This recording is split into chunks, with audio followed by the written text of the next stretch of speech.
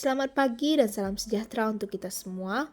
Kami dari kelompok 3 dari kelas Agribisnis A angkatan 2024 akan membawakan mengenai analisis pendekatan kelembagaan tata niaga produk agribisnis dan klasifikasi lembaga pemasaran dalam mata kuliah pemasaran produk agribisnis.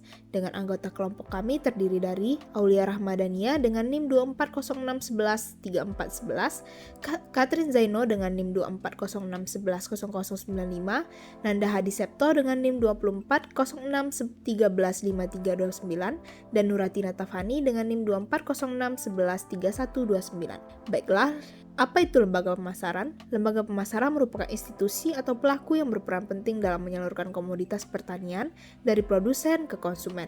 Petani sering tidak mampu langsung memasarkan hasil panen, sehingga lembaga pemasaran diperlukan, terutama pada hortikultura yang mudah rusak atau perishable.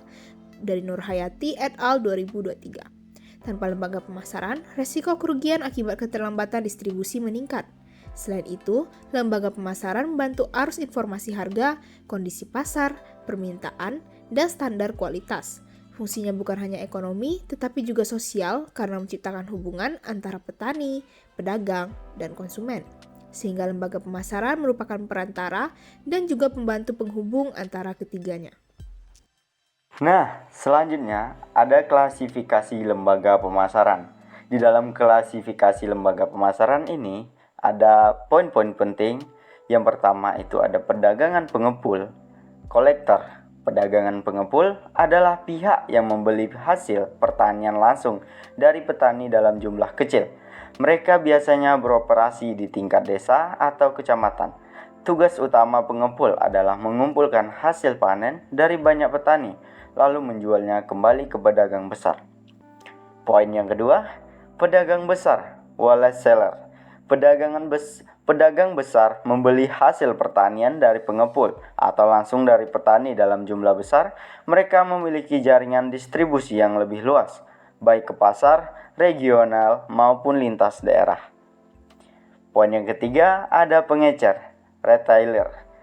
Pengecer adalah lembaga pemasaran yang langsung berhubungan dengan konsumen akhir. Mereka biasanya menjual produk dalam jumlah kecil di pasar tradisional, warung, toko, atau supermarket.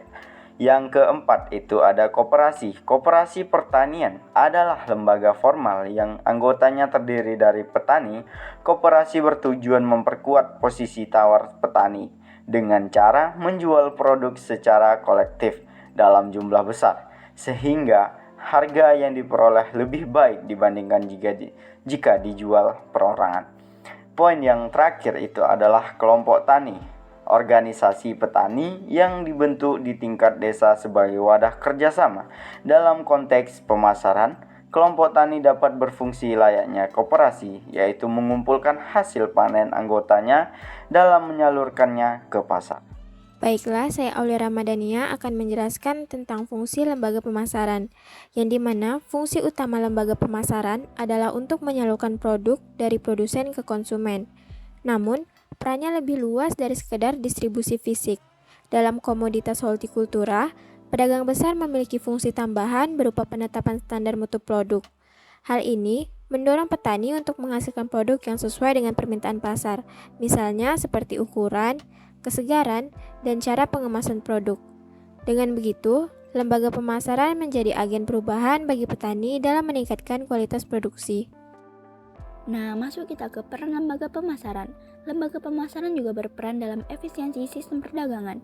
Efisiensi dapat dilihat dari perbandingan antara biaya pemasaran dengan nilai produk yang dijual. Semakin rendah biaya relatif terhadap nilai produk, semakin efisiensi saluran pemasaran tersebut. Selain itu, lembaga pemasaran berfungsi sebagai penyedia informasi pasar, penyerap risiko harga, serta penghubung dalam kontrak atau kerjasama kemitraan antara petani dengan pasar modern.